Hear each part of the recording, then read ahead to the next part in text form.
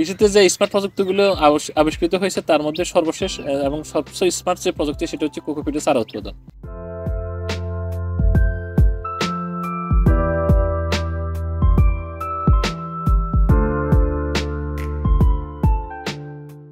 কোকোপিটের চারা উৎপাদন অনেকগুলো সুবিধা রয়েছে, যেমন বীজের জার্মিনেশন হার ভালো হয়, অল্প স্থানে অনেক বেশি চারা উৎপাদন করা যায় এবং চারার গ্রোথ একই পর্যায়ে হয়ে থাকে, সুস্থ শিকড় থাকে এবং সুস্থ শিকড় থাকার ফলে মাঠ পর্যায়ে গিয়ে চারার বৃদ্ধি অনেক বেশি ভালো হয় মাটির চারার তুলনায়।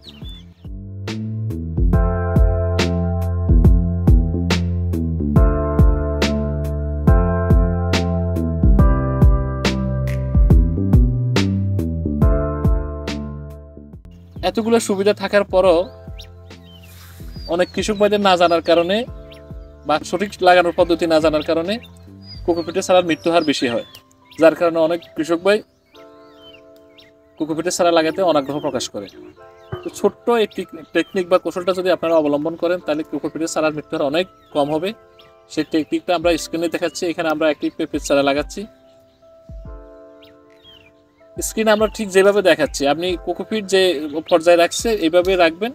রাখার পর একটু ভার্মি কম্পোস্ট বা জৈব সার দিয়ে দিবেন অথবা শুকনো মাটি দিয়ে দিবেন। এর বেশি কোনোভাবে আপনি মাটির নিচে দেবেন না। আমরা এখানে প্যাকেটে দেখাচ্ছি, আপনি মাঠ পর্যায়ে মাঠেও ঠিক একই পদ্ধতিটি অবলম্বন করবেন। আশা করি আপনার কোকোপিটের চারার মৃত্যু হার অনেক কম হবে এবং এই প্রযুক্তিটির সর্বোচ্চ সুফল আমাদের কৃষক ভাইরা পাবে। ধন্যবাদ।